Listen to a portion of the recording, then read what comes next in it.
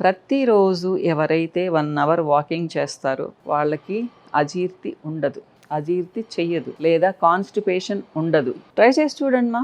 స్లోగా అయినా కానీ ప్రతిరోజు 45 మినిట్స్ నుంచి 1 అవర్ ప్రాక్టీస్ చేయండి. నడకని చిన్నగా నడవండి, మీరేం ఫాస్ట్గా నడవాల్సిన అవసరం లేదు. అది మీ దగ్గర రోడ్డు మీద నడుస్తారా, పార్క్లో నడుస్తారా, గుళ్ళో నడుస్తారా, మీ ఇష్టం. ఎక్కడైనా నడవండి, చాలా ఈజీ కదా. ఏదన్నా ఎక్సర్సైజ్ చేయమంటే కష్టం అనిపిస్తుంది, కానీ ఇది ఈజీ కదమ్మా. సో ఇలా.